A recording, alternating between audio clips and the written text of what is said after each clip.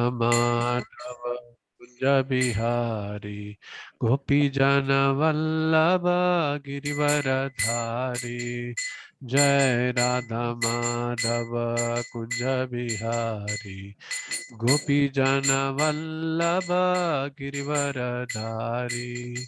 यशोदानंदन व्रज जन रंजन यशोदानंदन व्रज जन Ranjan Yamuna तीरवनचारी।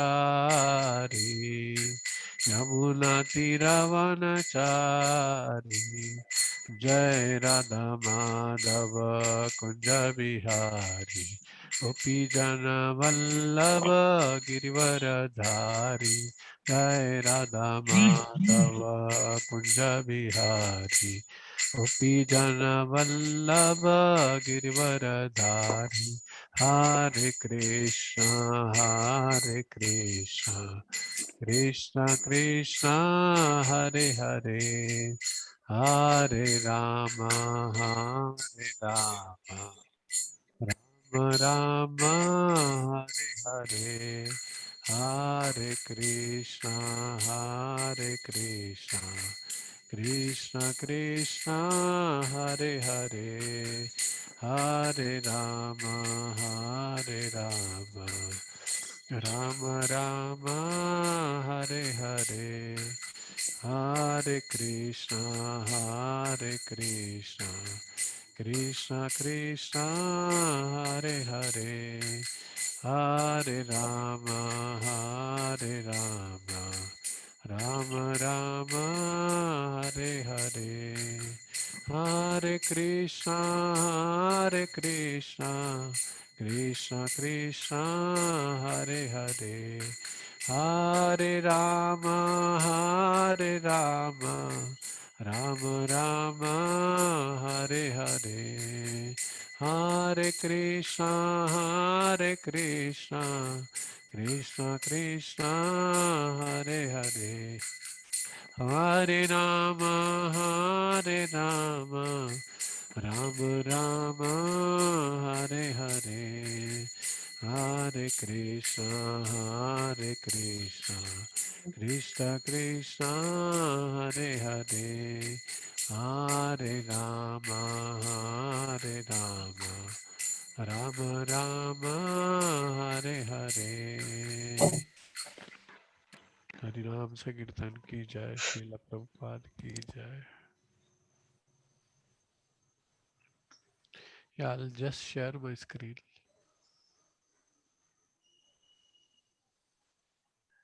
Are you able to see?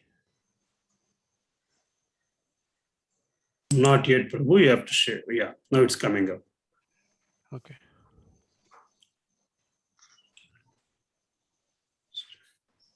Yeah, thank you. Yeah, let's try to read ninth canto of Bhagavatam, ninth canto, fourth chapter, fourth chapter of Bhagavatam. Ambarish Maharaj offended by Durvasa Muni. So this is the fourth chapter.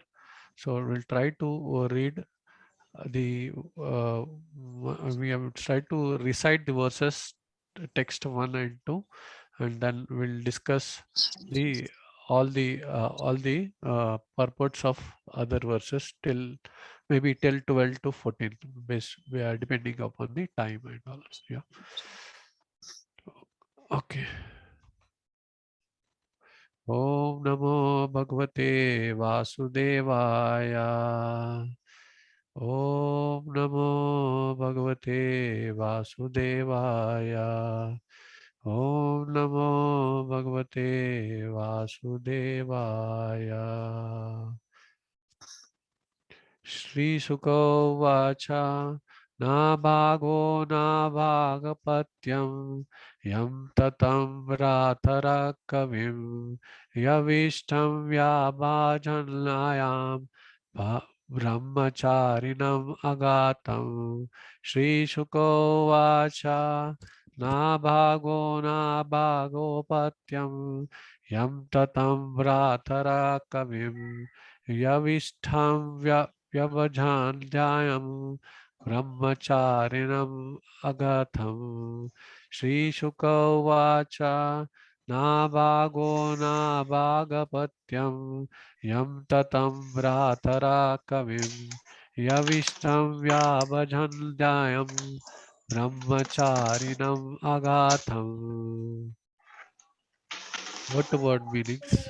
Sri Sukha Vacha. Sri Sukha Goswami said, Nahabhaga, Nahabhaga, Nahabhaga Apaityam was the son of Maharaj Nabhaga. Nabhaga. Yam, unto whom, Tatam, the father, Bharatha, Bharathara, the elder brothers, Kavim, the learned, Yavishtham, the youngest, Vyabhajan, we divided, Dayam, the property, Brahmacharinam, having accepted the life of Brahmachari perpetually, Naistika Brahmachari, Agatham, returned. Translation and purport by A.C. Bhaktivedanta Swami Srila Prabhupada. First translation. Sukdev Goswami said, the son of Nabhaga, named Nabhaga, lived for a long time at the place of his spiritual master. Therefore, his brothers thought that he was not going to become Grahastha and would not return. Consequently, without providing a share for him, they divided the property of their father among themselves. When Nabaga, when Nabaga returned from the place of spiritual master, they gave him their father as his share. Purport.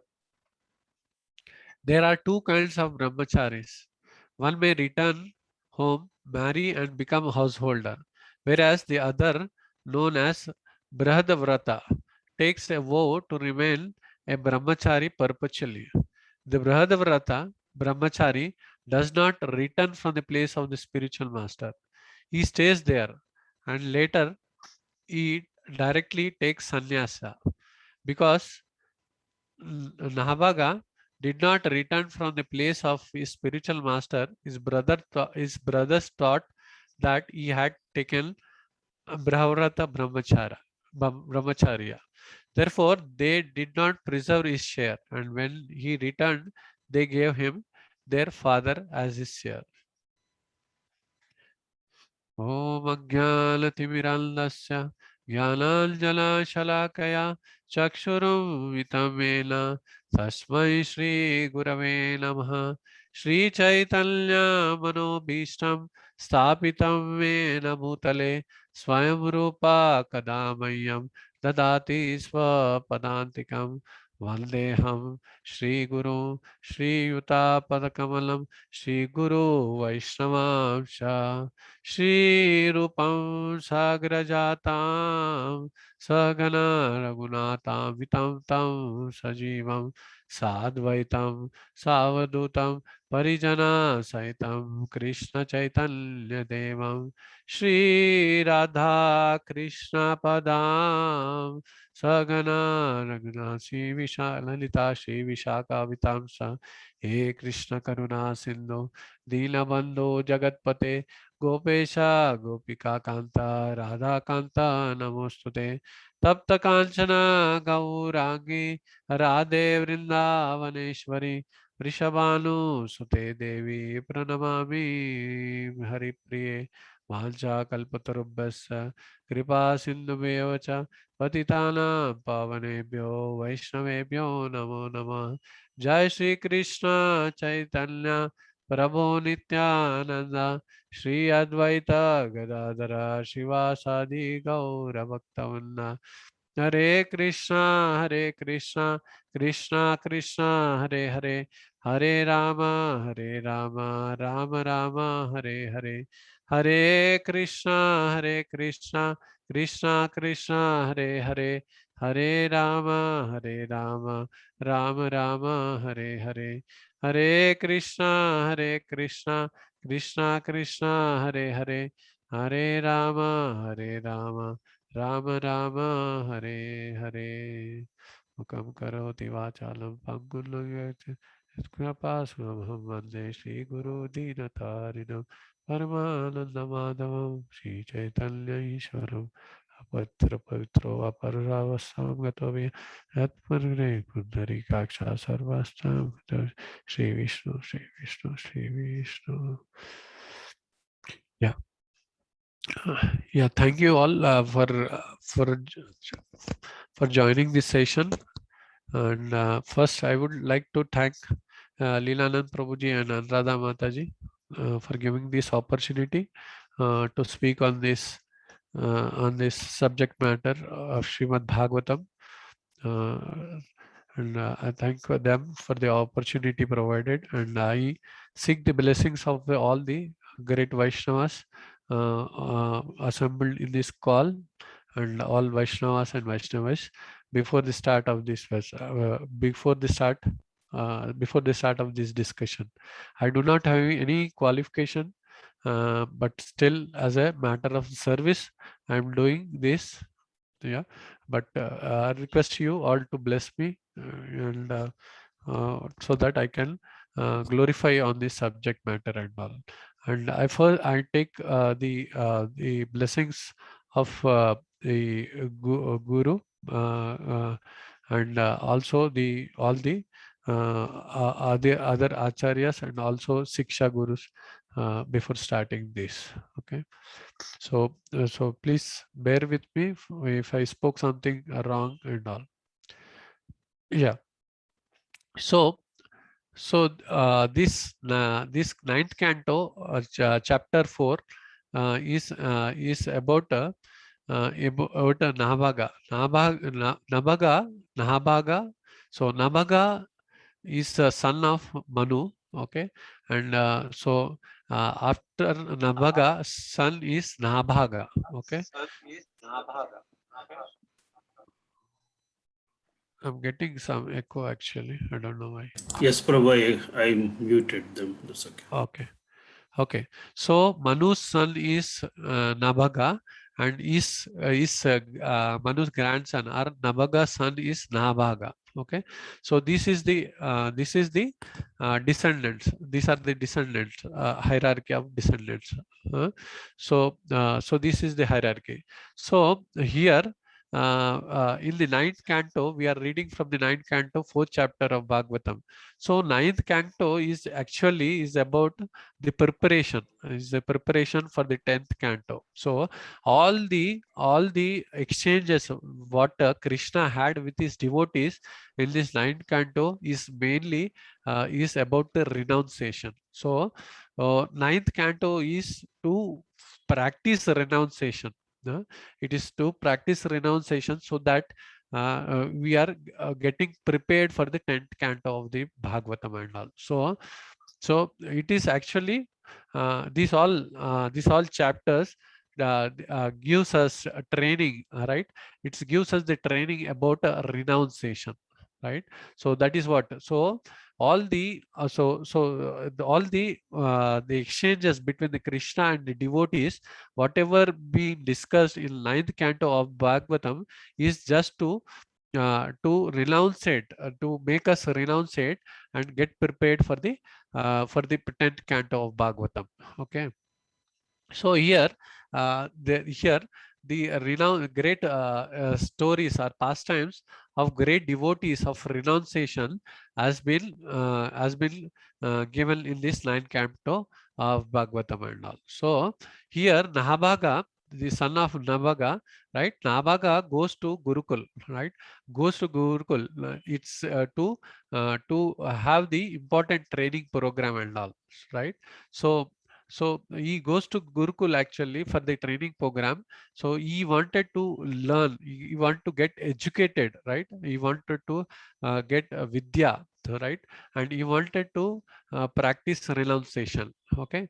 In those days, actually, so the sons rather were sent to Gurukul to Gurukul so that they can learn education. They can learn Vidya, education, and about the sacrifices, and even on the Rajniti and all. For the Brahmanas used to learn on the on Vidya sacrifices, right?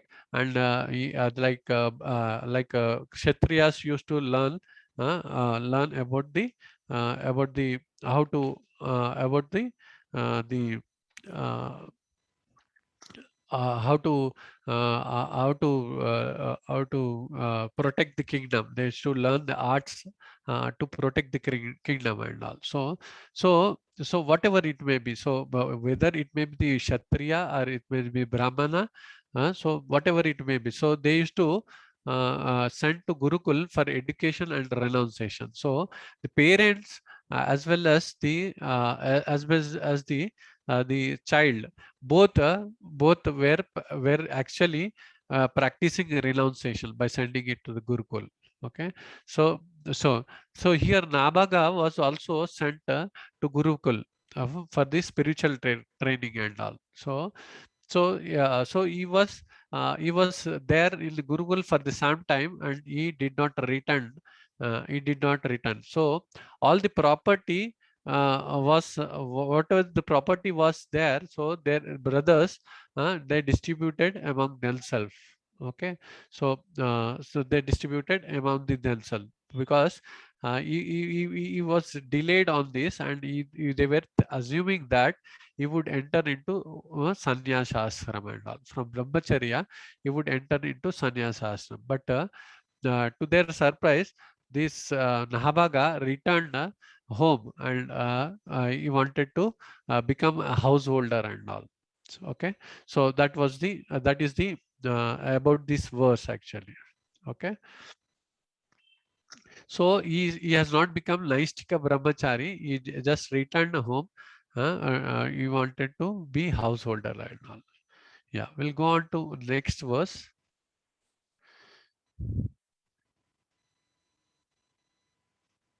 भ्रातरो भाङ्क्ता किं महायं भाजमा पितारं तव त्वं मामारस्य तथा भाङ्कुशुर्मा पुत्रका तद् आद्रथा.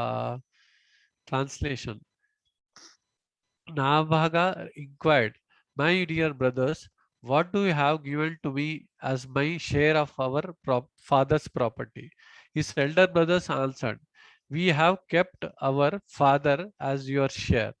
But when Nabhaga went to his father and said, "My dear father, my elder brothers has given you as my share of property," the father replied, "My dear son, do not rely upon their cheating words. I am not your property." Yeah. So, uh, so here the training actually should lead the training of the Gurukul. He has been sent to the Gurukul, right, for the training. So training actually should lead to simplicity. Huh? It actually should lead to simplicity, right? But right. So that is what. So this Nahabaga was sent to Gurukul. So he has achieved a training, right? He has got education, Vidya, on the sacrifices and also on renunciation. Okay, so we have to understand that the training leads to simplicity. For example, when somebody wants wood, right? They enters into the forest. Okay, they enter into the forest to cut the wood. If the trees are awkwardly grown here and there, they would not prefer to cut that wood, right? If the trees are perfectly in shape, those wood only are taken are that the are considered for the cutting and all, for the usage and all. Okay, so that is what. So Nabaga went to the Gurukul and has achieved proper education. So education. So he was a simple person. He was a simple person. Even his brothers were saying that they have given they have kept his father as property, right? So he did not argue here. Okay, the important thing is he did not argue here on that stupid proposal. Actually, he just accepted. He just accepted and went to his father and all. Right. So accepted, and he went to his father saying that they are giving you as a property and all. So he is not. He is not. He is actually simple. He is not. He is not affected by the these words of his brothers and all. So here, here simplicity. We should have simplicity, and we should also be worldly wise. Okay, so Srila Prabhupada wanted to print a Gita, Bhagavad Gita and all. So he invited all the press, printing press. All the printing press people in the meeting. So once, so all the people gathered there. So Srila Prabhupada said, given some amount, he has said, can you print it for $1.35? Okay, so all the people gathered there, right? All the printing press people who gathered there were discussing, and they were just arguing with Srila Prabhupada. How can we can print for that such a less amount and all? The overall printing cost itself is $1.3, $1.35. So how can we print for such a low amount and all? So they were arguing with the Srila Prabhupada and all. So Srila Prabhupada was saying that that ISKCON is the poor society. Okay, is the poor society, and we depend on the funds and all. So we don't have any funds. So on one side, he was talking. On one side, these press people were talking on the cost front, on the cost of the printing and all. But Srila Prabhupada was talking on on the what what donations we get for printing and all. So these were two different things actually. And some time, after some time of this argument, Srila Prabhupada said, it's now to decide. My assistant will decide on this, and he said like this, and he went away from this meeting and all. So his assistant was Tamal Krishna Maharaj and all. So Tamal Krishna Maharaj did not understand what to do now, right? What to do now? So just he started again discussion. So Tamal Krishna Maharaj quoted 40 cents less than what Srila Prabhupada has quoted and all. So again the argument started and all. Again the argument started and all. After some time, Srila Prabhupada again entered into these, and then he says that we'll fix up at $1.25 and all. Then and all these press, they accepted the proposal. So initial proposal was $1.35, but they accepted for the proposal of $1.25 after some time and all. So Sri Prabhupada knows, even he was simple, right? His simplicity, see, he was simple, and but he was worldly wise. Okay, so that is what. So that is what. And here this Nahabaga was also simple, all right? Simple. So how he attained the simplicity? He attained the simplicity by just by getting trained in the Gurukul and all, right? There were two ants actually on the top of the hill. One ant, the second ant said to the first ant, can you jump from this hill to that hill? Okay, so that is what the second ant told to the first ant. So first ant said, yes, I can jump from this hill to that hill. So can you show? That is what the second ant said. So what this ant did is, he went to the this ant went to the lion, right, and just climbed on the feet of the lion and all, which was about to this lion was about to jump actually from from one hill to the other. So he just took the association of this lion and all. So when the lion jumped from one hill to the other, so it should go to one hill to other.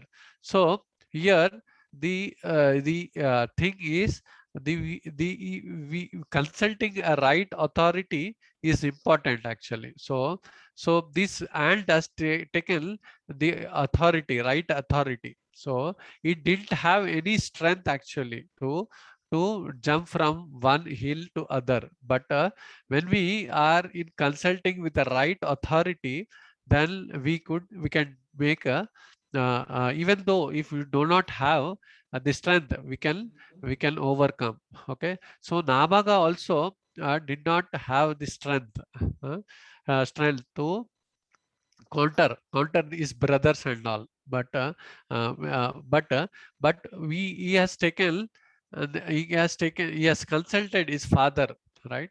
He has consulted his father, who is a right authority. So he is getting a strength from the authority,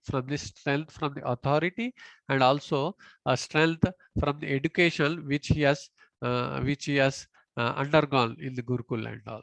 Okay, so so training and not only leads to simplicity, we should also know who to consult and all. Consulting a right authority is important. Okay, so that is what we have to understand, right? So I'll share my screen again.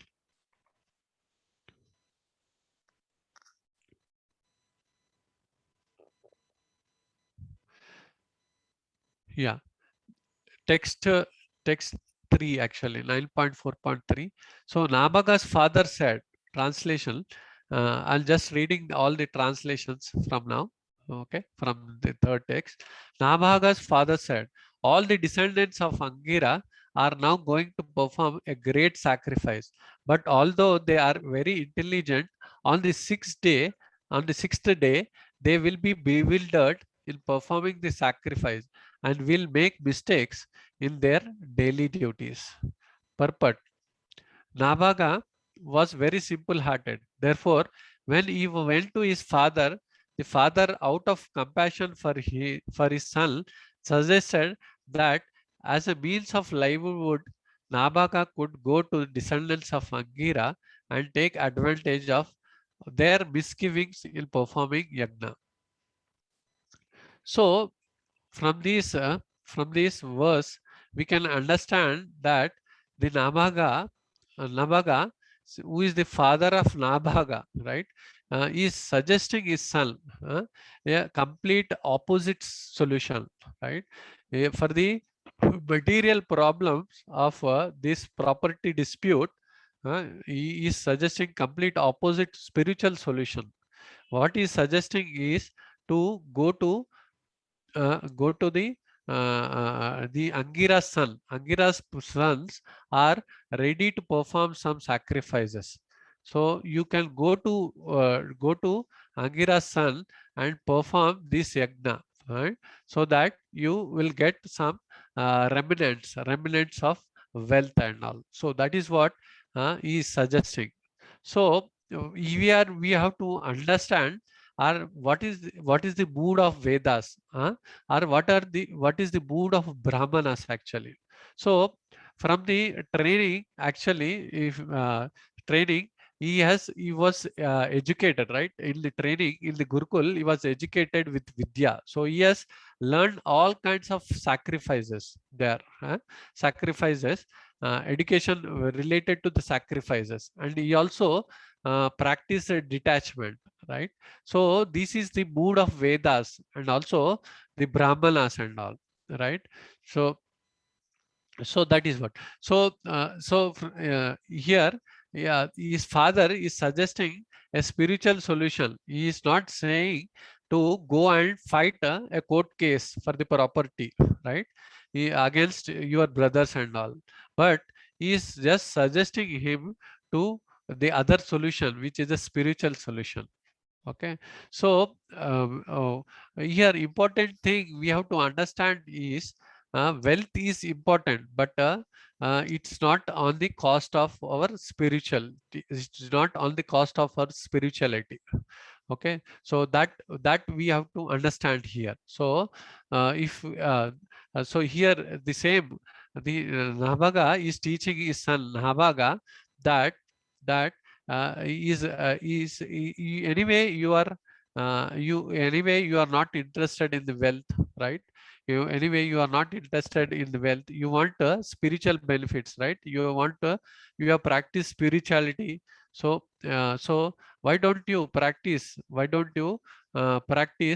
these sacrifices what you have learned? Why don't you practice what you have learned in Gurukul, like doing some sacrifices, accompanying this Angira's descendants, and also practicing detachment here from the wealth actually. So that is what is proposing actually. So right, once Bhakti Siddhanta Saraswati Thakur has given heavy lecture on the detachment and all. So after heavy lecture on the detachment, it so happened that he was writing something, or reading some scriptures and all. So it so happened that monkeys came to his place, and they were taking away two bananas and all. So so Bhaktisiddhanta Saraswati Thakur got up from his seat, and so got up suddenly from his seat and all. So so the table, the papers on the table and the ink on the table, everything spill off. So and he went and caught hold of that monkeys and bananas, and could get that bananas from the monkeys and all. So his disciples were thinking just now, that Maharaj has told us to practice us. He has given a heavy lecture on detachment, right? So but now it seems that he is attached to his bananas and all. So that is the way they were thinking actually. So so that is the way they were thinking.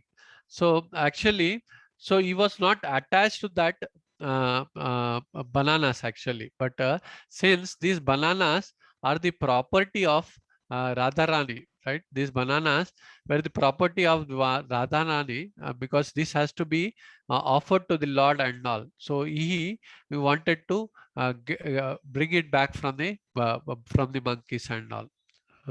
Radhanath Swami Maharaj says, Radhanath Swami Maharaj actually says the perfection of yoga, is to detach, and the perfection of detachment is to actually attach to the Krishna. So that is what Radhanath Swami Maharaj says. Here we can see from this example, the detachment, if it is not for the attachment of the Krishna, right? Then it is not a proper detachment and all. So that is the yoga of detachment is not achieved. Okay, so so unless we cultivate the right mood of attachment to the Krishna, right? We cannot detach from the we cannot detach from the all these worldly things and all. So so here from this verse, his father is trying to give training to his son, right? He wanted to teach two more verses, so that he can use that in the sacrifices where Angira's descendants or sons of Angiras were performing some sacrifices and all. So he can use that hymns, Vedic hymns in that sacrifice, so that the each one is benefited, right? So is teaching him, is teaching him that how we have to depend on others and all, right? There are right. So that is so. So we have to understand here that that he is saying that these descendants of Angira were descendants of Angira were intelligent actually, but they had some flaw actually. They had some flaw. What is that flaw? They they they do mistakes actually. They do mistakes on the sixth day. That is what been said in the previous verse, right? They do mistakes they on the sixth day and all. So, but this Nahabaga was a simple person, right? He was not intelligent, but he was a simple person. But he can become a good guide, right?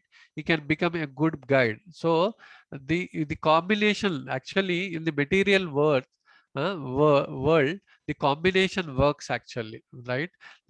Like intelligent, they were intelligent, but they had some propensity to make some mistakes on the sixth day and all.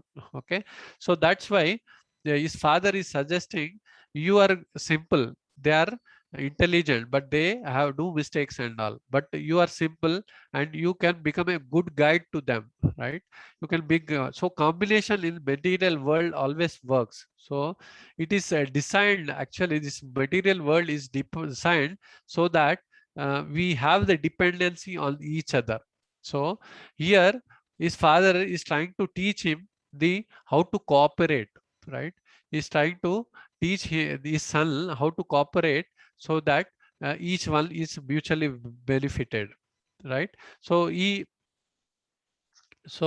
that is what. So first he was saying about you are not interested in anyway in these worldly things. You are interested in the spiritual life. Second, he wanted to teach him some Vedic mantras. So he taught him, and so that he can make use of in the sacrifice and all. Okay, so it's about this verse. Again, I'll share my screen. Let's go to verse 4 and 5.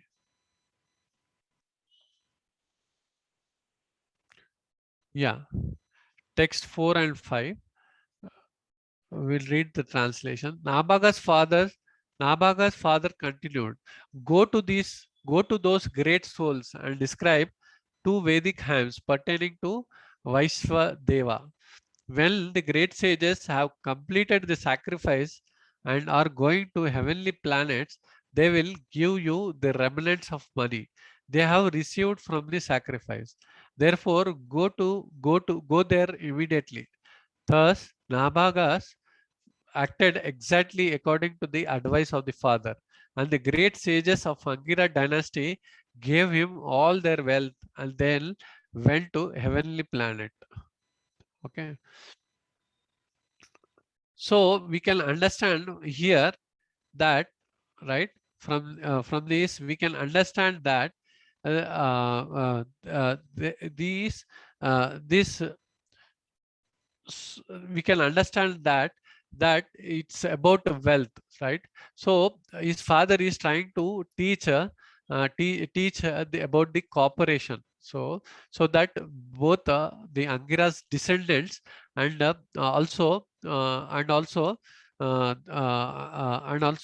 this Nahabaga gets mutually benefited and all. Okay, so concept of material attachment, concept of material attachment is very powerful actually, and the concept of happiness is relative. For example, if you observe here, these descendants of Angira, the sons of Angira, were interested in going in heavenly planets actually, right? Their happiness was in going to heavenly planets, right? And so they didn't want wealth and all. So they want to give away this wealth because this wealth, whatever the wealth is there in this world, we cannot take to heavenly planets and all. So they wanted to give away this wealth, and but their happiness here, their relative happiness is going back to the heavenly planet. But on the opposite, the Nahabaga was wealth, sorry, Nabaga's happiness was in that wealth. He wanted this wealth, right?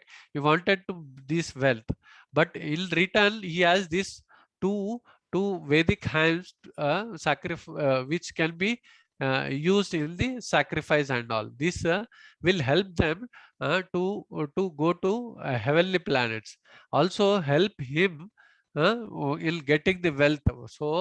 So he was in start of his grahastha ashram. So he wanted this wealth, whereas the descendants are sons of Angira Muni.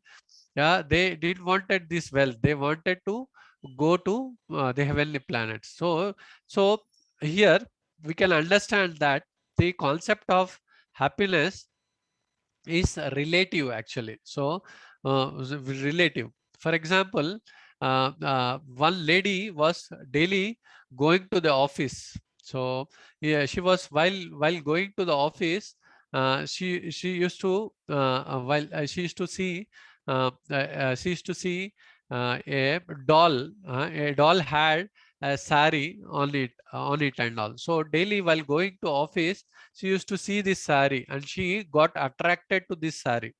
uh, she got attracted to this sari. So it happened for many days. Her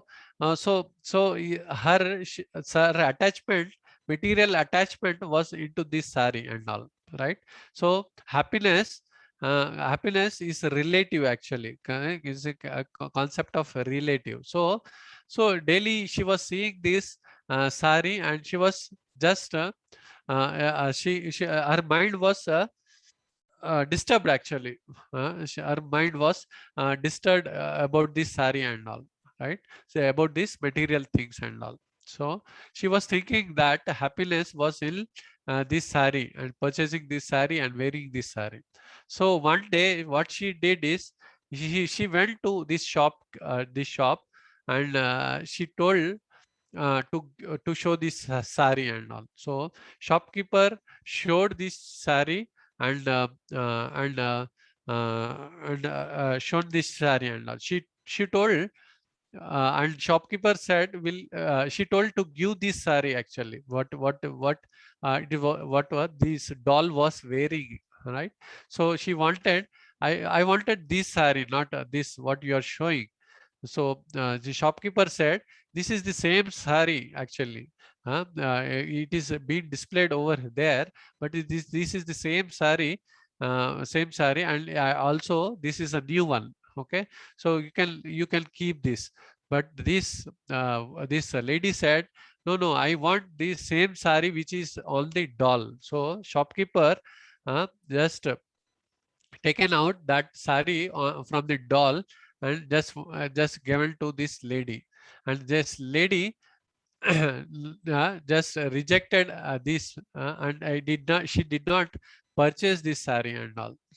So it was it was just disturbing, right? This material thing, right? This, she was attached to this material attachment. It was disturbing when from the next day, she was not disturbed about this, because no more that she did purchase also, and she was not disturbed by this sari also. This shopkeeper asked her, why don't you purchase actually? So she said that it is disturbing, I am attached to this sari, and it is disturbing my mind and all. So so uh, so from this we can understand that concept of material attachment and is very powerful, and the concept of happiness is actually relative. For example, when this lady entered into shop yeah, for purchase, the shopkeeper was happy actually. Yeah, anticipating that this lady would purchase the sari, so he was happy. But when she was going out, walking out of the shop, right, out of the shop, the woman, this lady became happy, and this shopkeeper, without purchase, right? So without purchase, so the lady became happy because there is nothing she can be disturbed. She can get disturbed right now. So the lady became happy, but shopkeeper was unhappy and all. So if we understand from this example that happiness is a relative thing. Okay, so it's happiness. We are born to this material world, and we think we have many attachment and all. So whatever the happiness is there, so that is all a relative, right? From this example, so from the examples of this Nabhaga also, see, we can understand, right? The wealth was wealth was kind of happiness to Nabaga, but it was insignificant for these for the sons of Angira and all. Okay, so that is what we have to understand. Okay, because it was insignificant to them, because they were going to heavenly planets, and they cannot carry this wealth over there. And it was important for Nahabaga, because he wanted to have this wealth, because he was starting Grihastha ashram and all. Okay, so we can, from this example, we can understand how relative is happiness and all. Okay, Bhakti Tirtha Maharaj gives one beautiful analogy actually, right? He gives the lock. The lock represents actually the lock represent our attachment to the material world, doing the activities. So we are born to this cycle of birth and death and all. And a key is actually key to spiritual world. So this analogy uh, uh, will will save us from reincarnation and all. Okay, so that is what. So here from this verse we can understand that the father is trying to teach his son, right? His son how to cooperate, right? So we have this world, we have to cooperate. We are dependent on each other, right? So we cannot achieve anything being independent. So he's trying to tell how to cooperate with others, so that so that we can mutually benefit and all. So that's why he's also giving the training. He wanted to teach the Vedic hymns and all, right? So that is what about. That is what just wanted to discuss on this verse, right? Yeah.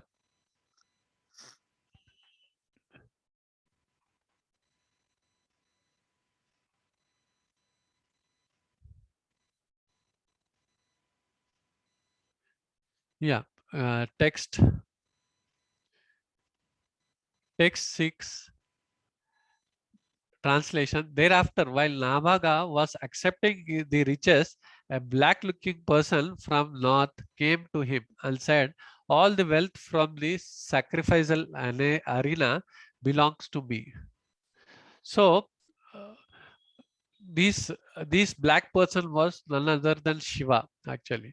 So Shiva came from the north, and he said, this everything, whatever is there, whatever the wealth is you are taking from this sacrificial arena, right?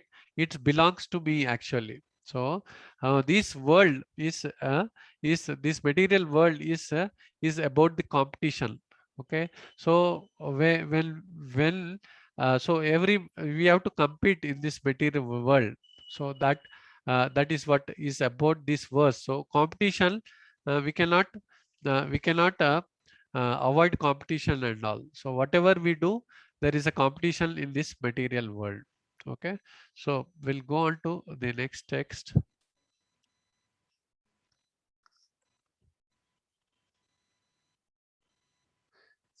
Text 7. Nabhaga then said, "These riches belongs to me. The great saintly persons have delivered them to me." When Nabhaga said this, the black-looking person replied, let us go to your father and ask him to settle our disagreements. In accordance with this, Nabaga inquired from his father. So here, so the this blackish person actually is actually Shiva. So he is saying that, right. So is this wealth belongs to me, right? So in this case, they have to go to somebody. They have to go to somebody for justice, right? For justice. So they chose his father, right? His father for justice and all. So so there is a disagreement, right? There is a disagreement between Shiva and Nabaga, right? About who has to take this wealth. So his father, so they choose his father, actually, so that they can get a justice on this, right? Or they can get the proper kind of agreement on this, right? So right. So they went to their father for the for to get justice on this actually. So because they choose his father because he was truthful, he was actually truthful, and he was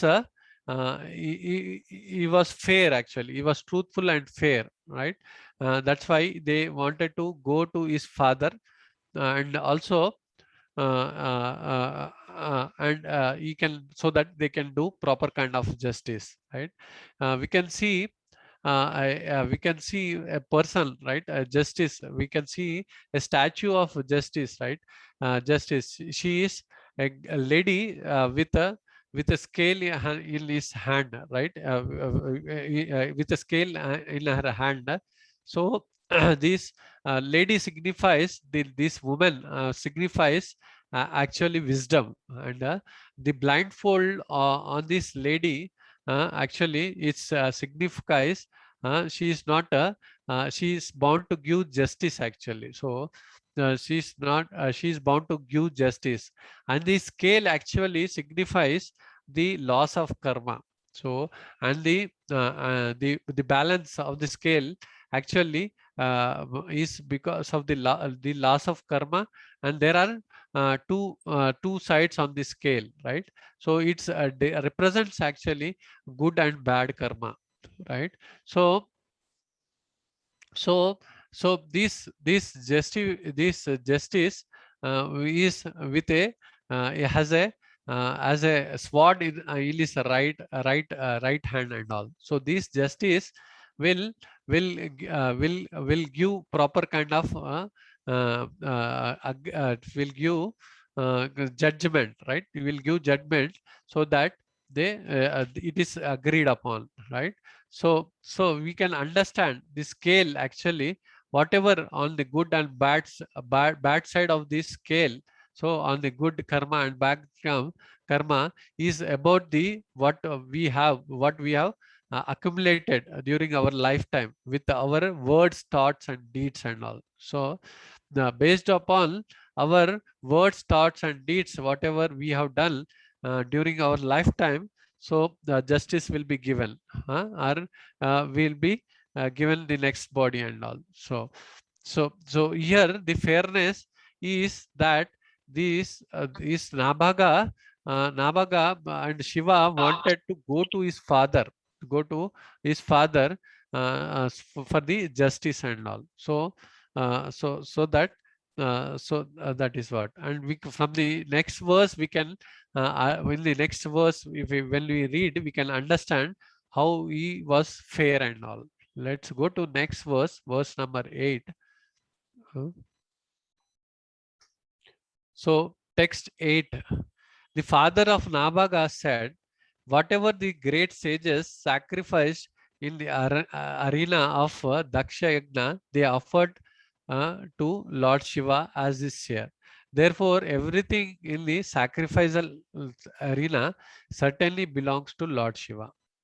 So in this verse, the the father of Nabaga. Nabaga is saying that, so whatever is the wealth which is there on this arena, sacrificial arena, it belongs to Lord Shiva.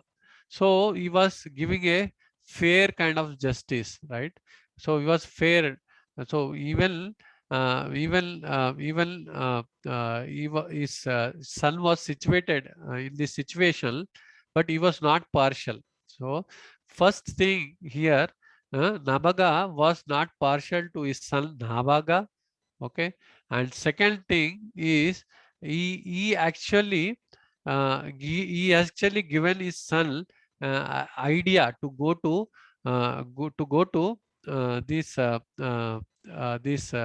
yagna and teach them the Vedic hymns so that you can benefit it, right? So he has given this idea, right? But yeah, but still, then it is still he is not partial. So the great thing here is he is not partial to his son, right? So it's easy actually. We can think that yeah, this can be easy. But second point here is supporting this idea. Actually he has given this idea to go to this sacrificial arena and perform sacrifices so that he can get this wealth and all. So this idea, so he has given, but now he is when his time has come, right? He is not there is no ego in him. So he has still, though he has given this idea actually, but he is fair. He is fair in giving the justice actually, but there is no ego in this ego that we have to understand. So he is not justifying or he is not supporting his own idea. So because the idea was given to him, so he is not supporting.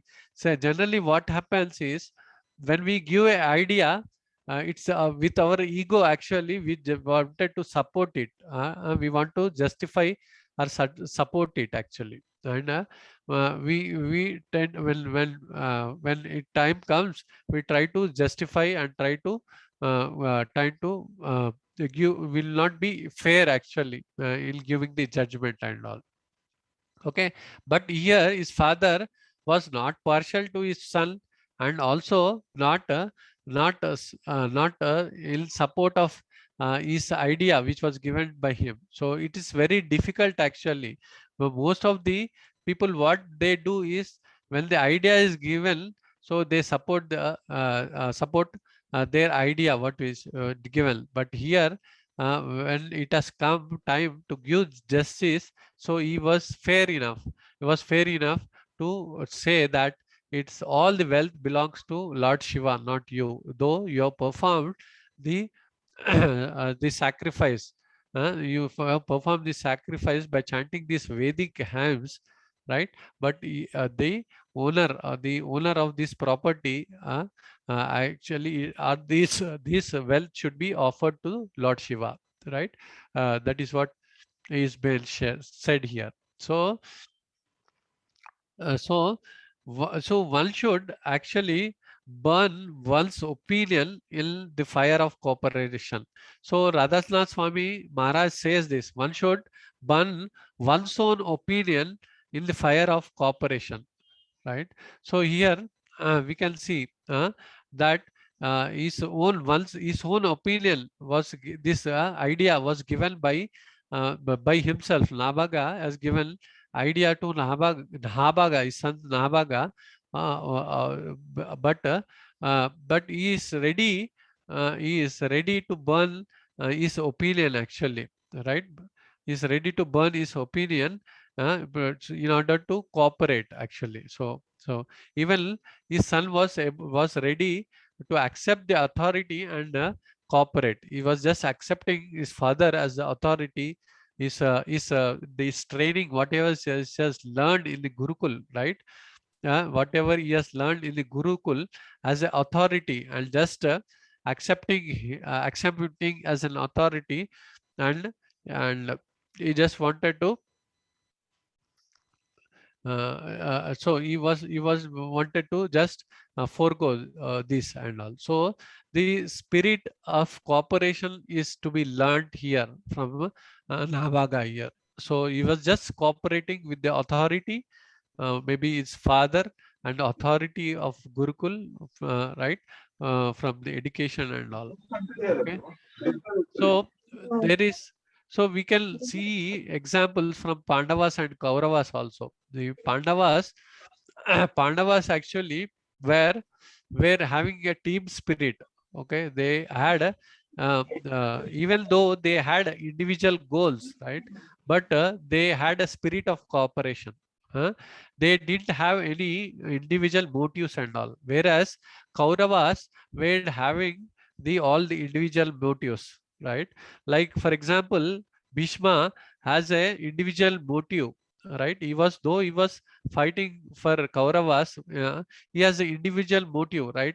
He wanted to protect the kingdom. Drona had an individual motive, right? He has eaten the salt of this kingdom, so he wanted to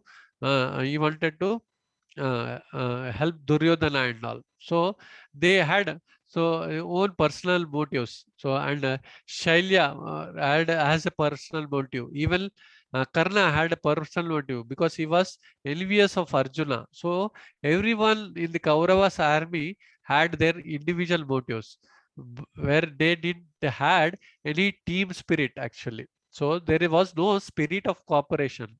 Whereas on the Pandava side, though they had individual motives, like Bhima wanted to kill Duryodhana and his Duryodhana and his brothers. So they had individual targets. Arjuna wanted to kill wanted to kill the Karna, right? So right. So this is the so. Shikaldi was targeting Bhishma, right? So Drishtadumna and was being targeted by Dronacharya. So we can from this we can understand that Pandavas were were were in the spirit of cooperation, whereas Kauravas were not in the spirit of cooperation. So so so this training what Nabaga has achieved from the Gurukul and his father authority teaches him the spirit of cooperation. So he is ready to cooperate with his father and also Shiva, and he was ready to cooperate and give away this wealth actually. Okay, so let me share the screen again.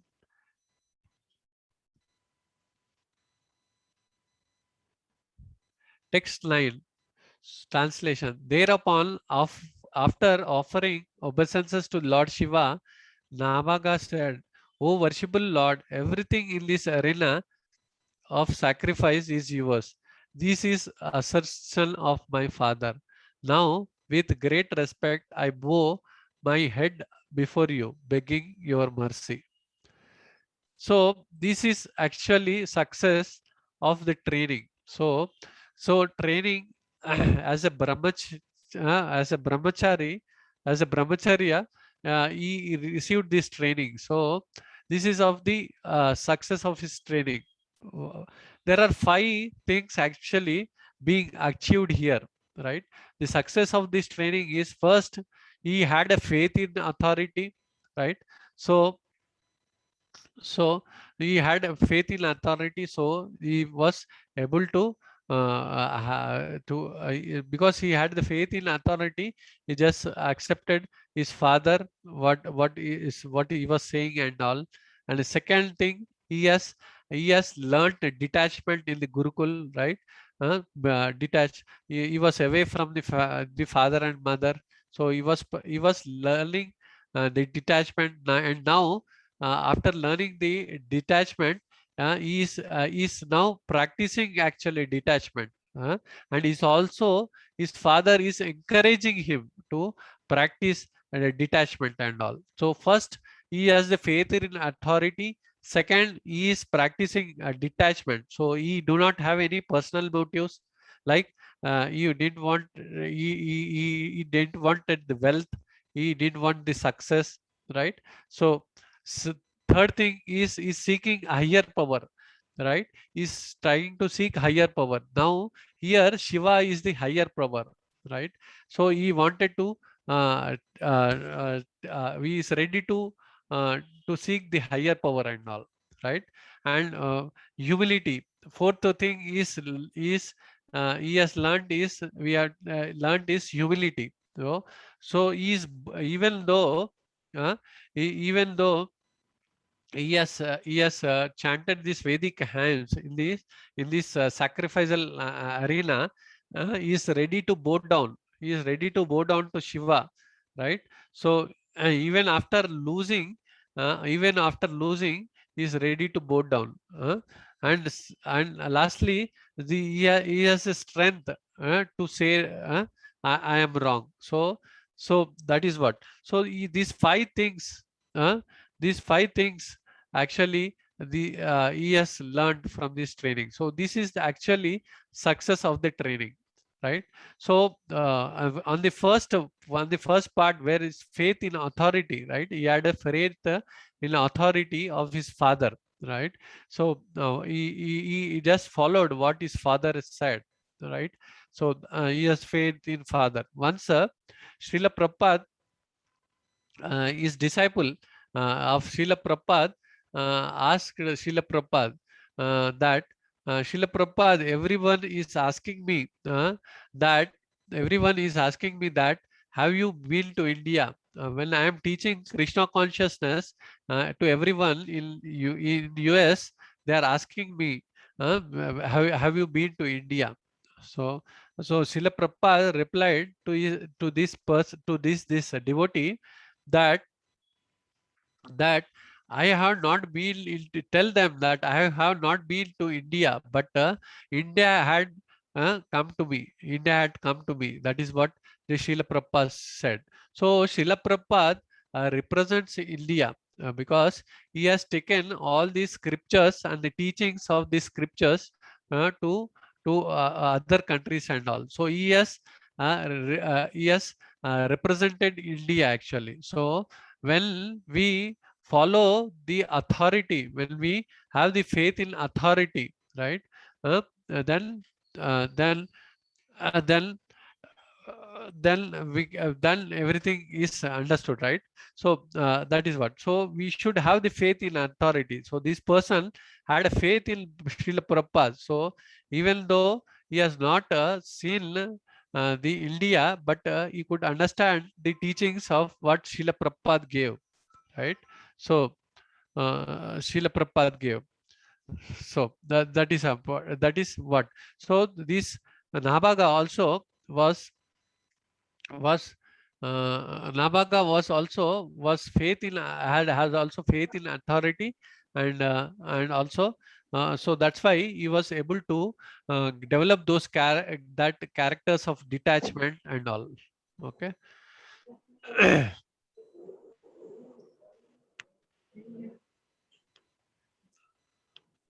Indian brand అని చెప్పి feeling ఉంటుంది కానీ వల్ల కాదు అసలు లేకనే మాత్రం అప్పుడు ఒకటే ఉండేది కాబట్టి లేకనే ఒకటే ఉండేది కాబట్టి వాడాలి. Text 10 translation. Lord Shiva said, whatever your father has said is the truth, and you also are speaking the same truth. Therefore, I who know the Vedic mantras shall explain you the transcendental knowledge to you. So I'll take this last verse, Prabhuji. I'll take next 10 minutes if you are okay, Prabhuji. It's already 8:30. So yeah, I'll take this verse and I'll take 10 more minutes, Prabhuji, if you are okay. Thank you. We are okay. Okay. So Lord Shiva said, whatever your father has said is the truth, and you also are speaking the same truth. Therefore, I who know the Vedic mantras shall explain transcendental knowledge to you.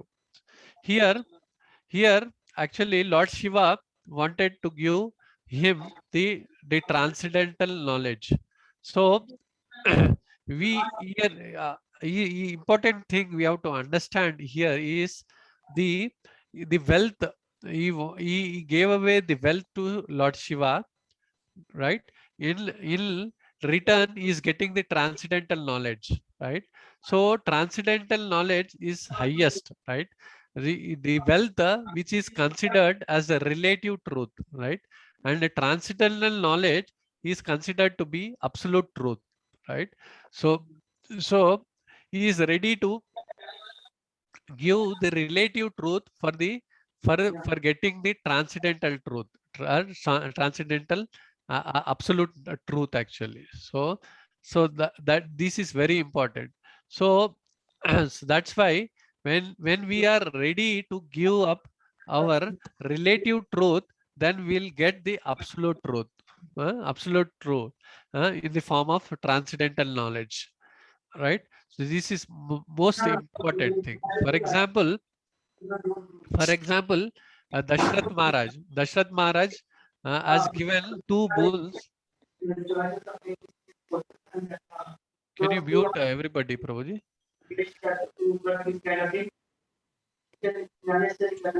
Yeah, Dashrath Maharaj has given two bulls to Kaikeyi actually. So Kaikeyi wants to use these bulls now, right? So Kaikeyi wanted to use these bulls. So she wanted to have this kingdom, right? She wanted to have this kingdom, right? So Dashrath Maharaj was bound to bound to Kaikeyi and and yeah. Sorry.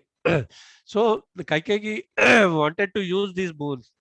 So Dashrath Maharaj wanted our Kaikeyi wanted this kingdom and all. So this kingdom is considered to be relative truth.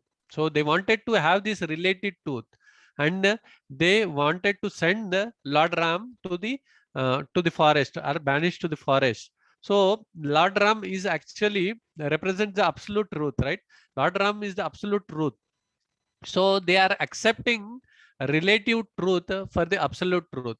So in this, when they accept the relative truth and reject the absolute truth, right?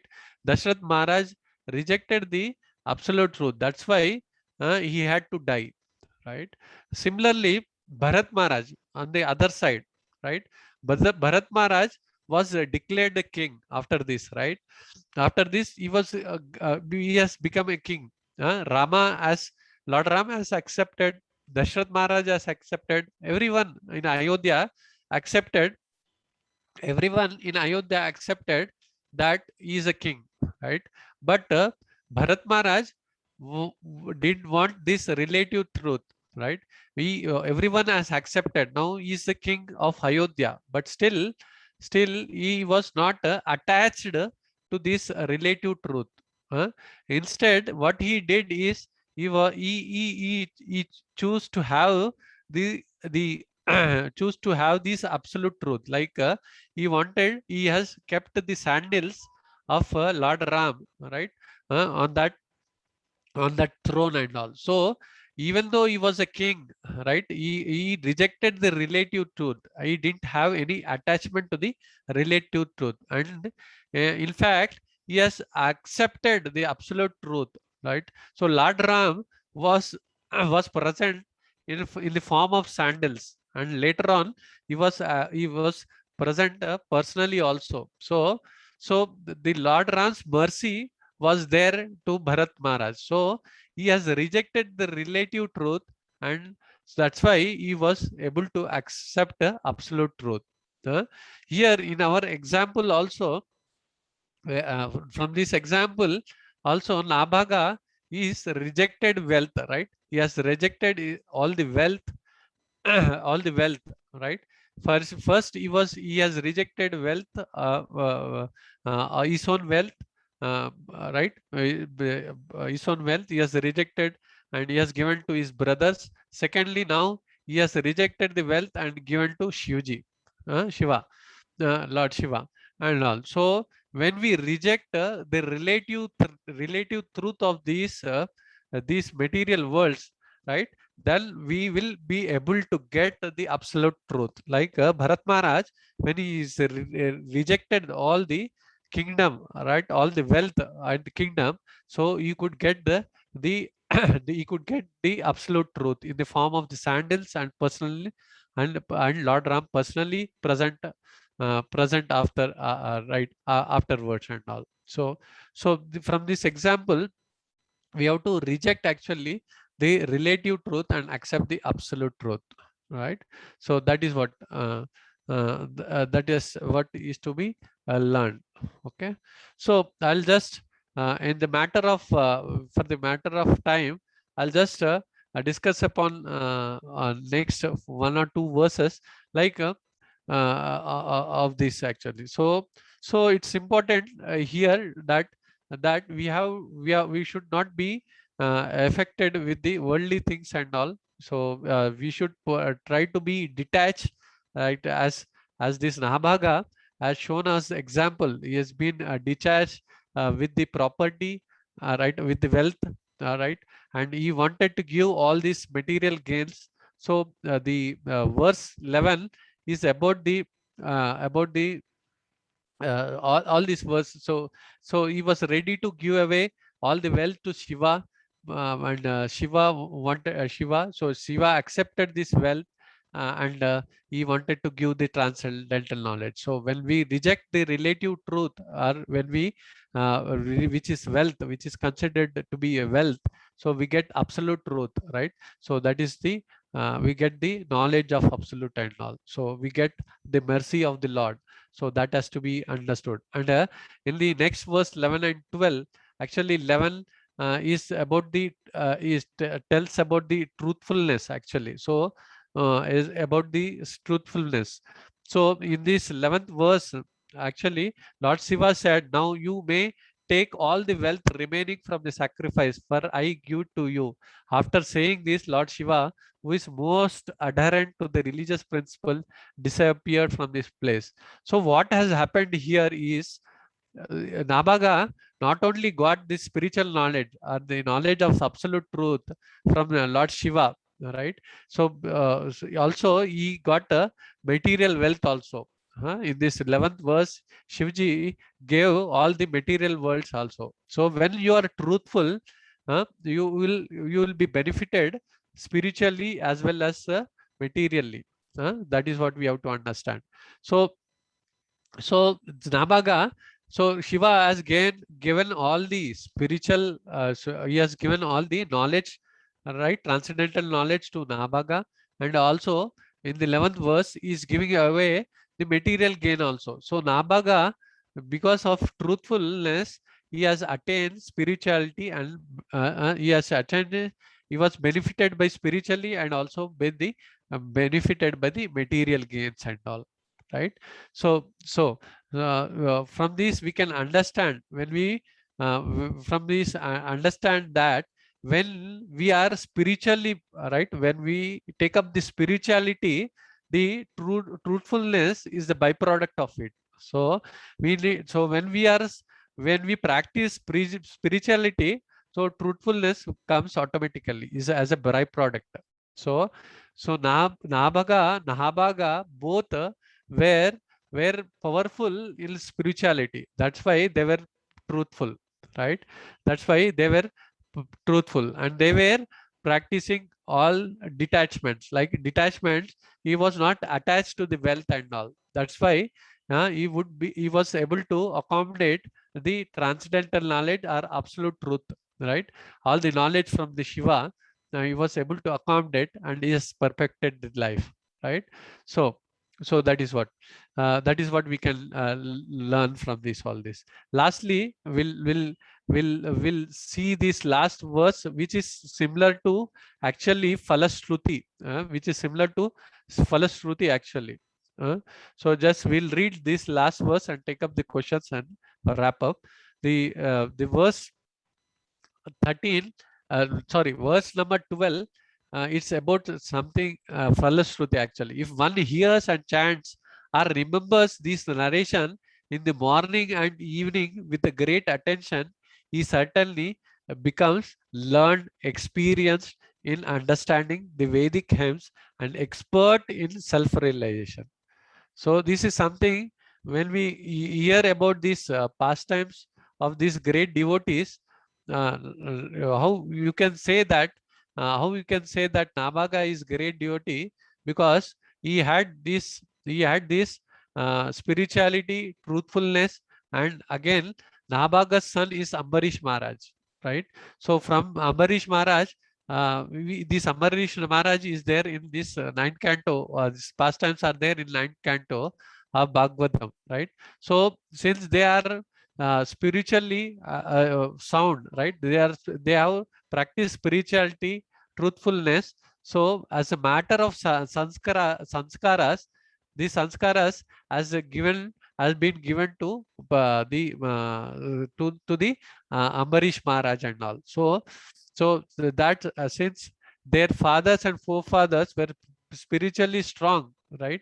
So and truthful. So same samskaras were given to his son, right? So Ambarish Maharaj and all. So that's why the Ambarish Maharaj was also spiritually very strong, and he was truthful and he was spiritually strong because of sanskaras what he got from his father. So that is important. So in the verse 13 and 14, 13 and 14, Parikshit Maharaj asks how the Ambarish Maharaj was so spiritually strong, and how the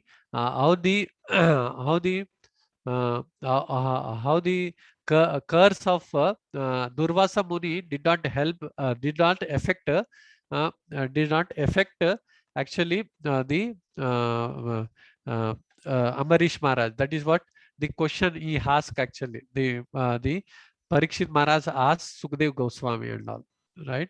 So I'm just giving a summary actually, so that so for this trying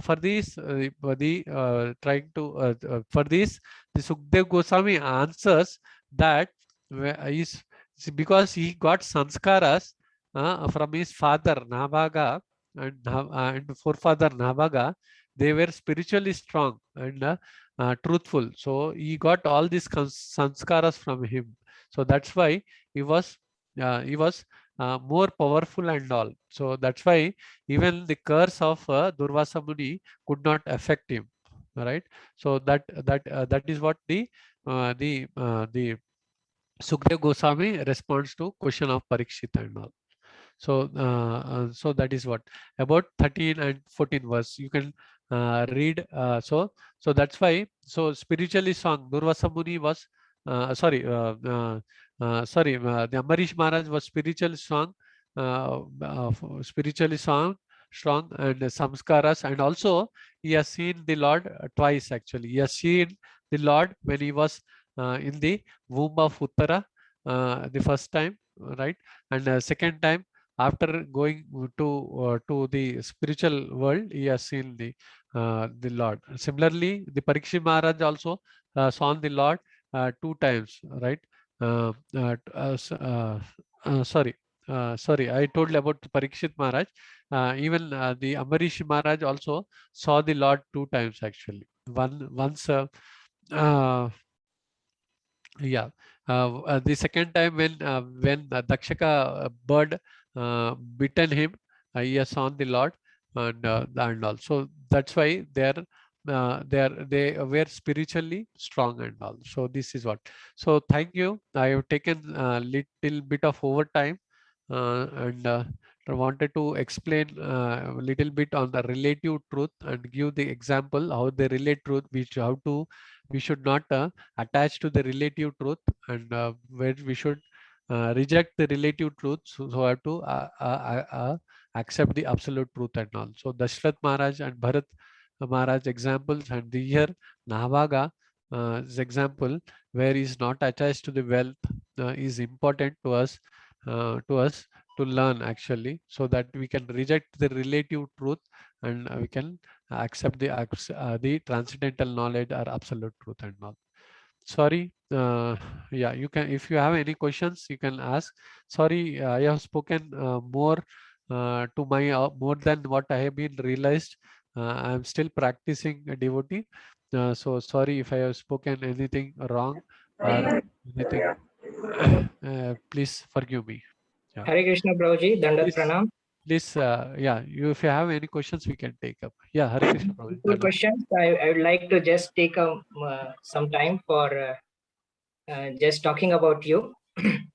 So you all might be knowing that we are doing various programs near BHL, and Prabhuji is taking one of the service of preaching in Venkateshwara Swami Temple in BHL, and he is doing a very wonderful job. Every session, he comes and asks, okay, what can I improve? What is the feedback? He's so humble that I can see in every of his act. Whatever situation he's put in, he's ready to do it. So yesterday I was hearing Radheshyam Prabhuji speaking, and then he told there are two qualities which are very significant in a Vaishnava, which even Lord Mahavishnu is impressed about. What are those two qualities? One is the Vaishnava doesn't expect anything in return, not even liberation. So in the same way, I see Prabhuji in many situations, he has shown this quality that he doesn't expect anything in return. And the second quality Radheshyam Prabhuji talked about is compassion. And I see His Grace Akinchan Priya Prabhuji, that he's so compassionate. He takes care of every small thing. Even the small kids who come to his satsang, he even cares for them. Okay, what they need. What can I do for them? How can I get a book for them? Can I do something that can impress them and take them near to Krishna? So in that way, he is so particular about even such small things. That shows that he has compassion to everyone. There are occasions where I myself felt that, okay, we can ignore. But then he corrects me and says that, no, Prabhuji, even we can consider them. So that shows he has a lot of compassion, and with that compassionate heart, he's preaching. And I'm very happy, very, very happy to associate with such an exalted devotee. And the level of humility he has, the level of philosophical understanding he has, and the practical way he is doing it, leading his life. I'm very much impressed personally. And one last thing I'd like to tell is he has a lot of patience.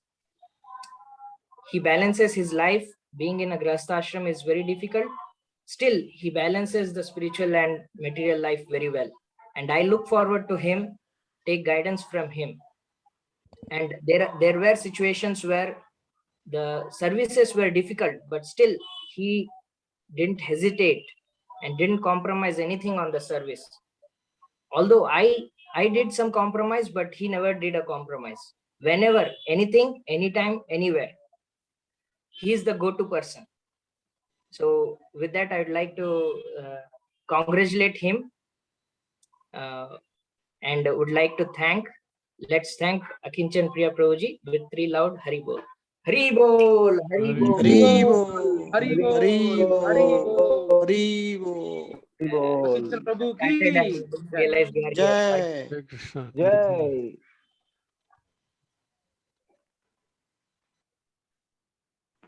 Hare Krishna Prabhuji. Yeah, Hare Krishna Prabhuji. Leelanand Prabhuji. Hare We can't hear you, Prabhuji. Leelan Prabhuji can't hear you, Prabhu. We can't hear you, Prabhuji. వింటాం ఇంటికి వింటాం వస్తా బాబా We still can't hear you, Prabhu. Leelan Prabhu. Yes, yes, Prabhuji. We can't hear you. Leelanand Prabhu, we can't hear you, Prabhu.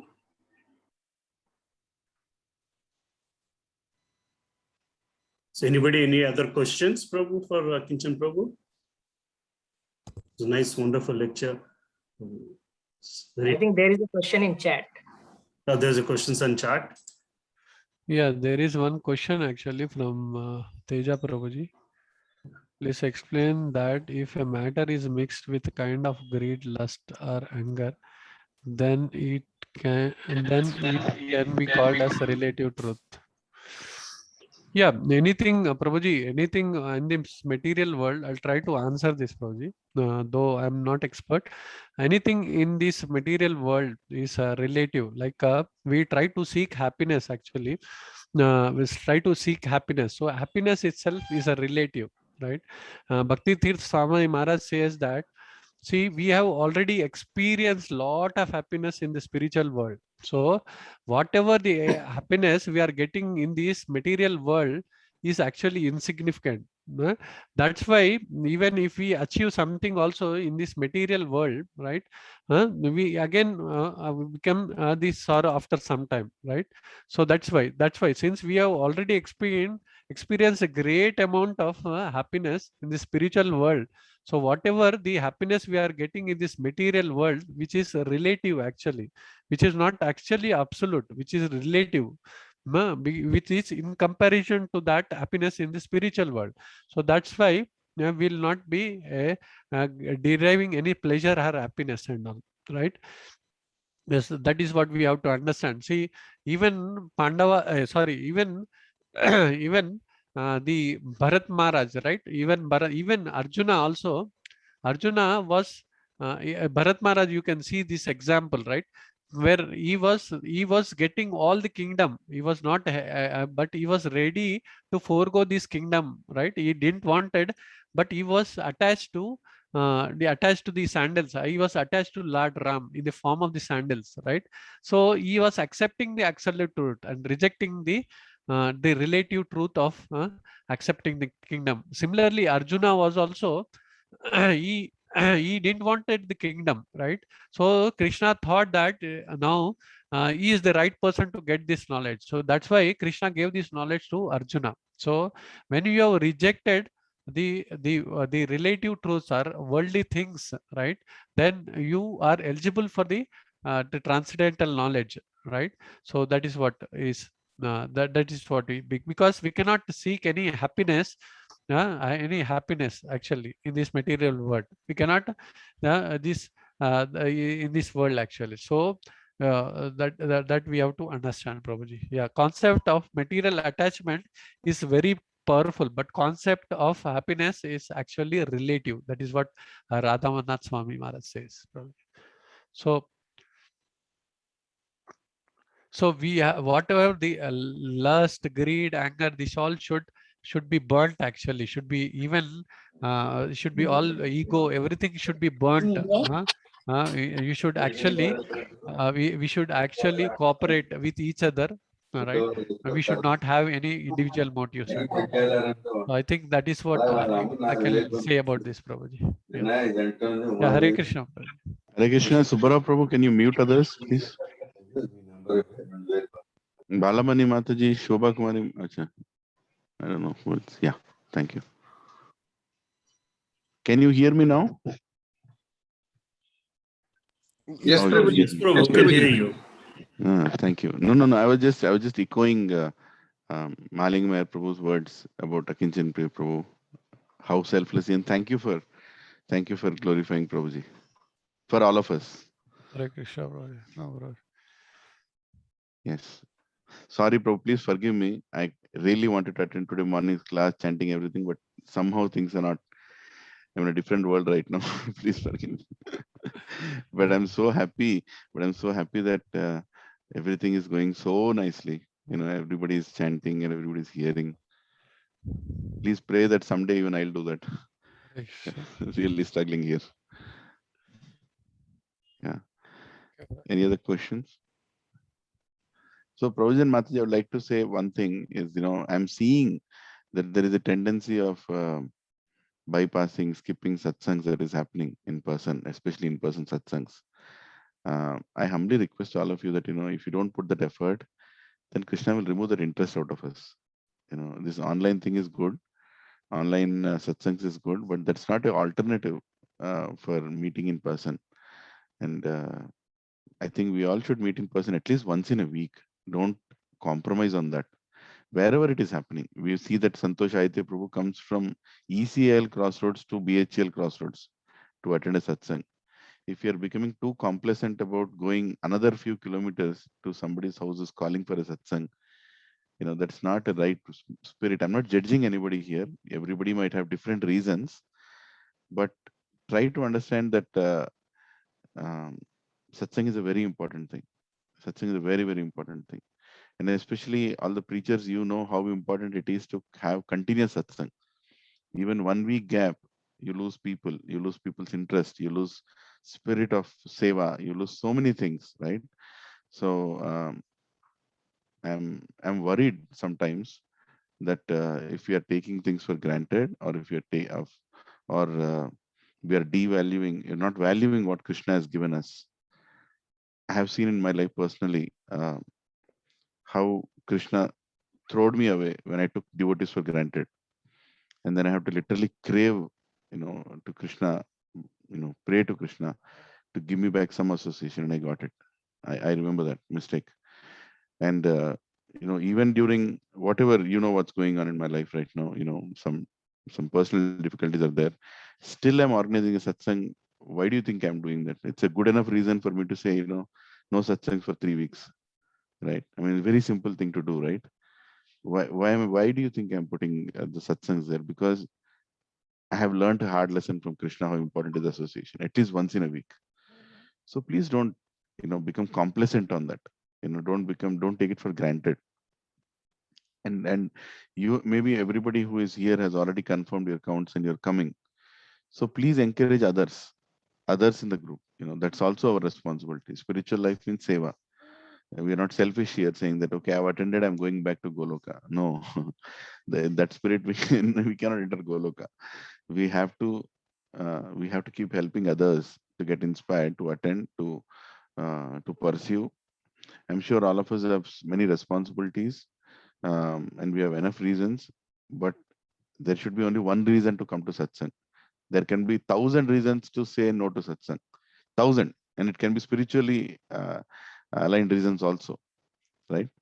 And another thing is that only when there are some people in the group, Radhesham Prabhu says, every time he goes to a new satsang, he says, I see people, a lot of people. Then I call the host and ask him, are all these people coming when I'm not coming? He asks him, right?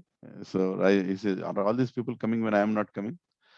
Then the host is forced to tell, no, Prabhuji, normally only 20 people come, because you came today, 100 people are there. So then Prabhuji says, bring those 20 people who are coming to your program regularly. I want to meet them. I don't want to meet these 80 people, because they want entertainment. For them, they want recognition, entertainment, fame, like that. It's very, when I heard this, I was so shocked, the mood of a sevak, that it's not important how much we attend big programs. It is how important is how we consider every program as big, how we consider every seva as big, right? These days, we, only for increasing the first one-time preachings, we had introduced the cooking of Karthik Prabhu, right? I mean, we are trying to take help from Karthik Prabhu, but that's only for whom? For who are doing one-time programs, or who are doing new programs, where there is no enough help in prasadam making, and a single family or couple of families have to take care of so many new people, and focus on cooking is going to be difficult. Those are the cases, right? But that tendency of ordering and getting is not a good tendency, and it should not creep into our regular satsangs, into our regular festivals, into our regular events in the house, right? We should not get away from the opportunity, lose the opportunity of cooking for Krishna and serving to devotees. That we should not be lost. So Prabhuji and Mataji, this thing comes very easily. It creeps in very easily into all of us. Don't think that we are immune to it. Nobody is immune to it. Are big sannyasis have gone through this problem. What are we, small time grahasthas, right? We're trying to practice spiritual life. Big sannyasis have gone through this aspect of becoming complacent and becoming affected. Bhakti Siddhanta Saraswati Thakur told about his sannyasi disciples that the day I leave the body, the whole Gaudiya Math will be on fire, because people here are attracted to tiles and marble and redstone and rooms and properties. Right? It is Bhakti Siddhanta Saraswati talking about his sannyas disciples. What are we? So comforts and what do you call that? Simple way of getting, like buying Material and getting enjoyment. things. buying and getting things, the tendency of making things easy, trying to automate things so that our life will become peaceful. These all things sound good, but they're not very good for devotion. Devotion means austerity. Austerity has to be there. It has to be there. We lose the austerity, then the whole thing is gone, right?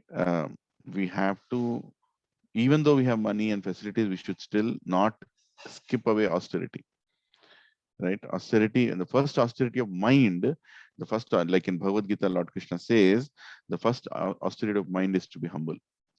Mind doesn't like to be humble, and mind, and there are list of things that mind doesn't like, right? It is there in a verse in Bhagavad Gita, and austerity is one of it. It doesn't like austerity, right? So chanting Hare Krishna is austerity. It doesn't like it. So please put an effort to go to physical satsang. Once in a week we all meet. We are one group. We all should meet, and we should learn from each other. We should serve each other. It's not about who is speaking, what is the speech, what is the topic that was taken. The most important thing is the spirit that we are declaring to Krishna, that this is most important association for me in the week. That is the statement you are making to Krishna. That Krishna, I was so busy throughout the week, but I will never skip this association because this is your gift to me. And then Krishna will return it for us. Right? I did, as I told, I did that mistake in Boston. I took some satsangs for granted, and it throwed me in in Greenville, a place 200 miles cross. There is no temple, no devotee, and I know what it means. Right? Then I understood, me and my family. So then, never in our life we have skipped even a single satsang. We are not skipped. Right? So again, I'm just sharing my experience. I'm no guru. I'm no Siksha guru to anybody here. Though some of you, like to say that, but no, I'm just sharing the care that I have received from my seniors to all of you, and the knowledge that I've received from my seniors to all of you. And most of you are so beautifully learned now, and you're preaching and you're sharing and you're caring. Everything is going on great, but don't please take satsangs for granted. That's my only humble request. Sorry, Kinchan Prabhu, I had to just intervene in the end and take the liberty. I see it as one family. Sometimes, no problem. yeah, sometimes I just go ahead and speak. Please forgive me, Hare and Krishna, please no pray that I'll be sincere to what I am saying. Like today morning, I could not attend. These days, I'm returning home at 11 o'clock in the night, from 7, and trying to make things work. So my father comes home. You're going through some difficult times, but all your prayers are working. That I must tell you. Every single person who is praying, it's working, and we are trying to, maneuver things against the odds to make make the house ready so that he comes into the new house, and all the facilities are there right when he comes. Right? We should be able to cook, stay. Everything should be there, because the new house that we're trying to move needs another 1 month, and we're trying to push that 1 month work within 7 days, and trying to close things so that he doesn't have to shuffle from house to house. It's a stretch target, but you never know. And his health is also not that good. Again, there is some small swelling in the brain. Again, he has gone back to ventilator. It's 18 days now. God knows what Krishna knows definitely what's his plan. So we are just praying that he comes home. That's the only thing that we have in our thoughts. So please continue to pray, and I really I'm humbled by your love for my father and my family. I'm seeing so many messages that come to me. Please forgive me that I'm not answering your messages sometimes, and sometimes I'm just answering in 1 word or 2 words. I'm kind of a little busy there. So thank you very much. Hare Krishna. How can we help you, Prabhuji? Any help we can offer? Help Prabhuji, just pray, Prabhu. That's all it is. Even doctors are saying that we don't know what's going on there. He's very drowsy. Drowsiness is increasing. They did another CT scan. There is some bulge again. They're speaking what to do. It is like that. Like there are brain hemorrhage patients. So there are in mild category and medium category and severe category. His is between mild and severe. That's where he is, right? So some complications come, but they don't come to many people. They come to very rare people. So he's getting those complications. So, but those come. Those complications are known complications. So they're coming. So we have to see how much he'll be able to overcome them, and how much Krishna will allow him to, I don't know. We're just waiting and praying. I'm sure with so many sons that he has in satsang, he will make it. Hare Krishna. And thank you for the wonderful Bhagavatam class, Kinchan Priya Prabhu. You're so fixed up in services. Right from when I came back from US, you are among the first devotees that I met. And you have not changed a bit, the same spirit, the same enthusiasm, the same service attitude. And in summary, I can tell one thing, that you are one person who only wants to please Vaishnavas and Hari. Hare Krishna. Vaishnavas and Hari. You are focused on that, right? Everything else is immaterial for you. So please pray that someday we'll also develop that spirit that we only want to do it for Hari and Vaishnavas, not for any fame, name. Very dangerous. Thank you. Hare Krishna. Please pray for me. Thank you. Thank you. Hare Krishna. Kinchan Prabhu, Hare Krishna, Kinchan Prabhu, thank you very much for the session, Prabhu.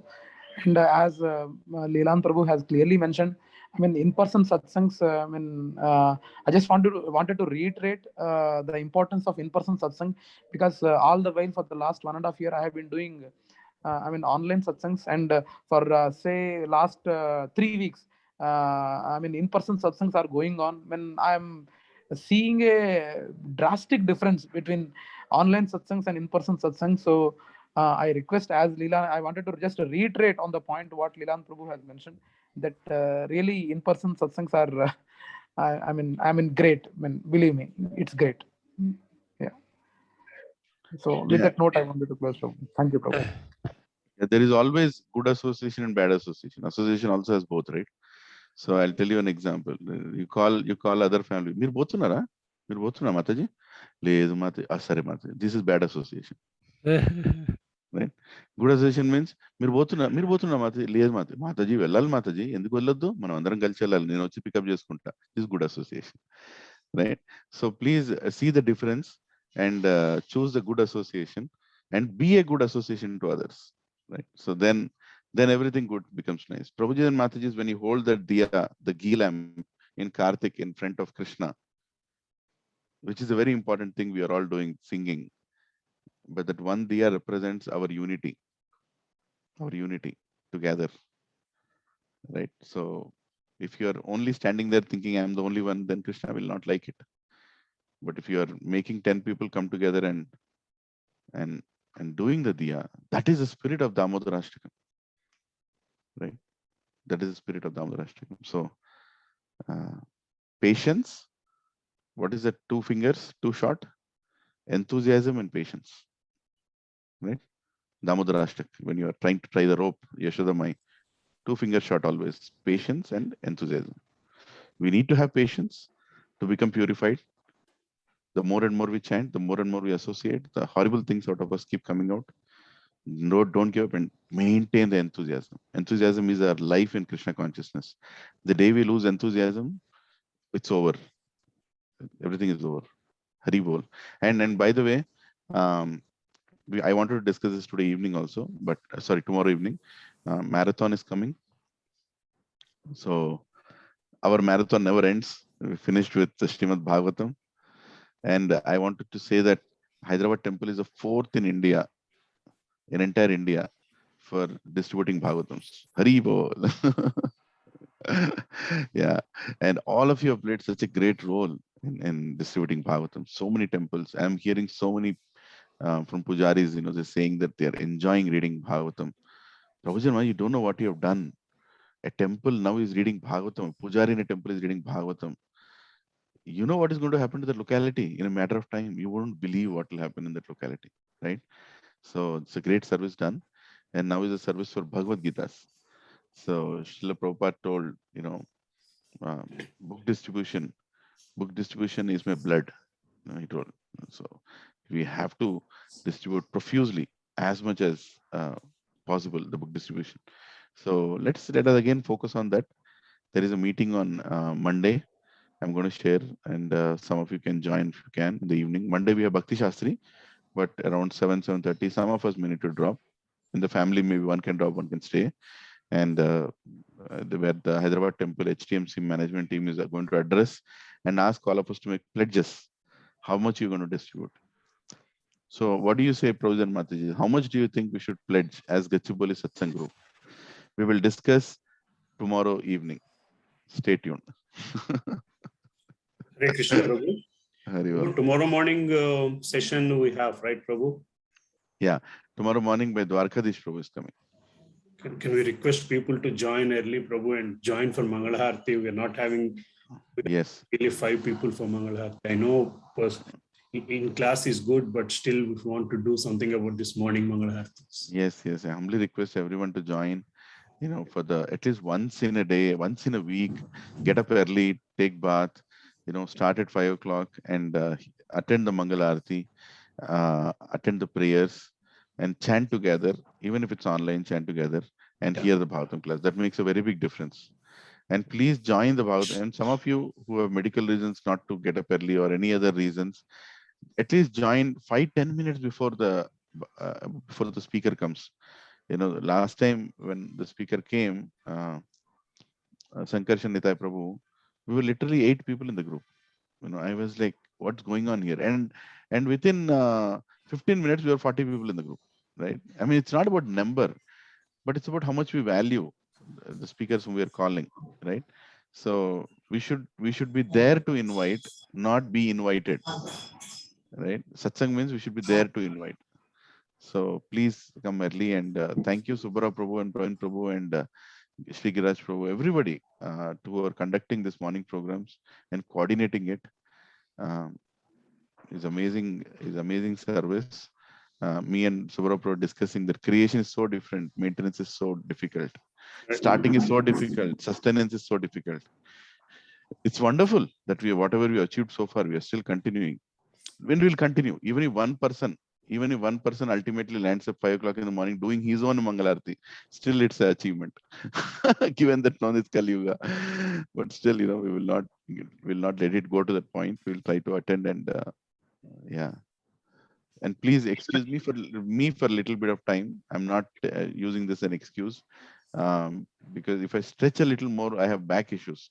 And that is the reason I'm not stretching sometimes, because my most important priority is settling some things down. So sometimes I may be a little on and off for these programs in the mornings. But Sunday I've dedicated for sure, for my own association with all of you. So, yeah. Hare Krishna Prabhuji, Dhanavad Pranam. Prabhuji, I want to share something about Subara Prabhuji. He's relentlessly waking up every time in the morning and doing it. Prabhuji, you mentioned my name. I'm not doing anything, and I would really, appreciate his consistency and the hard work he's doing, because he's doing so many classes like Bhakti Shastri. The whole week he's busy, and then Saturday, Sunday is busy, and then still he's waking up on the 3 days that we have, Saturday, Sunday, Ekadashi, every time, which is without any fail. It's like a landline, a dial tone, no failure there. So I really make my Dhanavad Pranams to him. Thank you very much, Prabhuji, for doing that. Prabhuji ki That's not what I'm looking for, Prabhu. We want more people joining it. So whoever wants to quit at 5 in the morning. Yeah. Yes, Prabhuji, Mahesh here, Prabhuji, I will volunteer for 1 week, Prabhu, to start with. Because every time it is, even looking for people who is ready to do Mangala Aarti in the morning should not be the question really. It should be like there should be competition for it.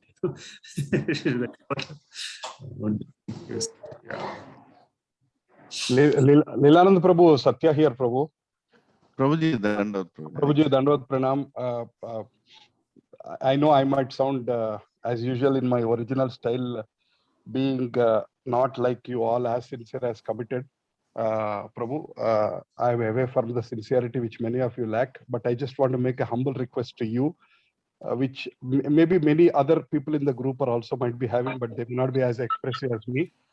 Prabhu, my sincere suggestion is next to 4 to 6 weeks, you should focus 100% on your family and the urgent needs, Prabhu, and anything relating to book distribution or any other works, you should delegate it to some of us. I know there are better enthusiastic people than me.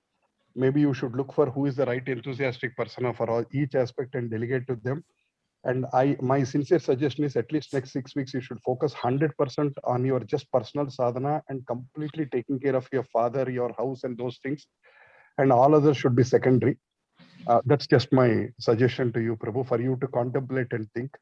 So that Ayyo, Prabhuji, thank you. your mother needs your personal attention so much because she is under trauma, and your family needs your time. And if you start devoting again to all the Krishna conscious activities every day, taking up some or the other activity, they will not be able to get your time. I know if you question me, is Krishna more important than family? I don't have an answer. But I just think that sometimes we might have to give highest priority to the circumstances in the family when there is a need of the hour. That's my only humble request to you to reconsider, Prabhu. Hare Krishna. No, definitely. Thank you, Prabhuji, for reiterating. And really, it is true also. You know, I am dedicating all my energies right now on only single thing. And as you said, my mother definitely needs the time. It's a testing time that we are going through. But you all are our bigger family, Prabhuji. Really speaking, you know, they're not saying our first family is Satsang family. Then we have any other family. And we really feel the solace and the strength by meeting you all. So at least once in a week, we thought, you know, we all will meet, and we'll try to manage as much as we can. And I'm not going to focus on anything. I'm definitely, delegate is not the right word, but I'll at least try to share and request everyone to come forward and do whatever you can in service of Prabhupada, conducting satsangs, managing things, book distribution also.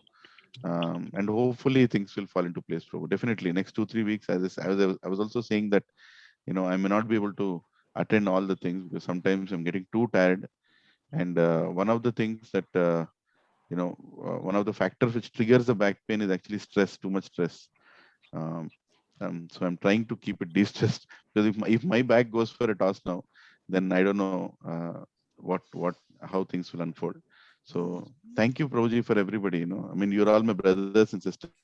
This is one family. This is actually a family, you know, where we are sharing our pain and everything. So, and also pray for all the cows in Vaishnav Seva Kunj. Literally, you know, I'm so worried that nothing should go wrong there, at least during this time. Now everything is okay. So please keep cows and all of us in your prayers. Thank you very much, Prabhuji. We'll wrap up now. I don't know. Hare Krishna.